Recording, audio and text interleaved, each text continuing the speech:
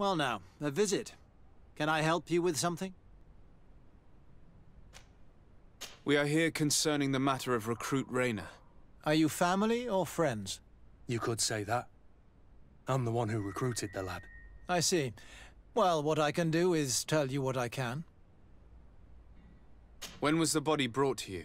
Day before yesterday, in the early morning. Can you tell me anything about the circumstances? All I know is what I was told by the fellows who brought the body to me. They said they'd spent the evening together at the tavern, that they'd had a great deal to drink. A horrid habit the soldiers all seemed to share. Rayner was not a drinker. Maybe not. All the same, he was drinking that night. He stepped outside for a moment and never came back in. His companions found him drowned in the bay early morn, and they brought him to me. How then did he die, in your opinion? He drowned. I'm sorry. It's regrettable. He was quite a young man. Yeah, and his death makes no sense. He didn't drink, and he knew how to swim. All the same, that's what happened. I greatly regret it. Might we take a look at the body? No, I wouldn't recommend that. To see your friend in such a state. I'm a soldier, Doc. I've seen a number of men in pieces. Let me see the young lad. I regret, Captain. I cannot allow that. To be quite frank, we're leaving you no choice. I doubt that you'll be able to stop my friend from doing what he wants, and today he's driven by sadness. And when he's of sad sorts, the slightest frustration can turn that melancholy into a rage. And alas for you, he's quite violent when he's in a rage. You wouldn't dare! I've been appointed by the Elder of the University of... Quite violent. Very well. Do as you see necessary. Beasts. It's the body in the middle. Examine him if you must. But please be so kind as to not leave a mess after you.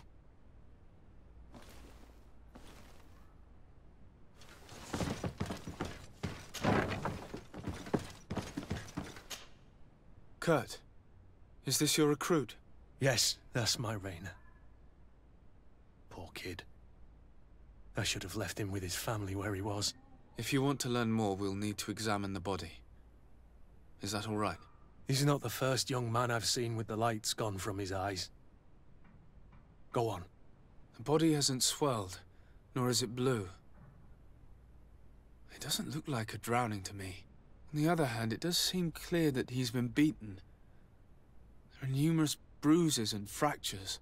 His skull has been crushed. But his hands are intact. He's died from his wounds, and there is no sign that he defended himself. Are you trying to tell me he was beaten to death? Who would do something like that to a kid? I have no idea. But some of the wounds are older. Training can be trying sometimes. But this, I've never seen the likes. Let's have a word with the doctor. He's lying and must know more.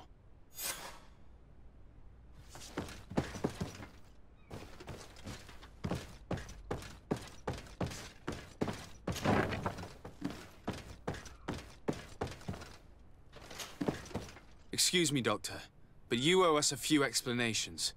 This boy did not die by drowning.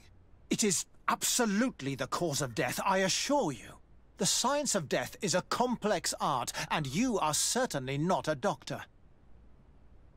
It is true that I have a few rudimentary notions, you see, and they are sufficient in this case. The skin is red, bruised, and not blue as one would expect. The body has not swelled, and we can see numerous fractures.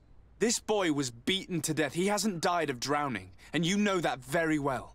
I am truly sorry. I swear I have never, ever falsified a report before. But I was given no choice in the matter. How's that? What are you talking about? Two men, lieutenants I believe, brought a body to me telling me the boy had drowned in an accident. I saw immediately this was a lie, but I did not push the matter. I began my examination, planning to submit my report to the quartermaster as per usual. But the men returned. I was told to forget what I'd discovered and say that he had indeed drowned, or else. Who were they? I have no idea. I had never seen them before at the barracks. I guessed their rank by their uniforms. What colours were they sporting? None. They must have removed the emblems of their regiment. Listen, it's obvious that this boy was beaten repetitively, and that was the cause of death. I have no intention of suffering the same fate. Have no fear, Doctor. We will make no mention of your name. My condolences, Kurt. I'm truly sorry. I know the pain of losing a crew member. Thank you, Vasco.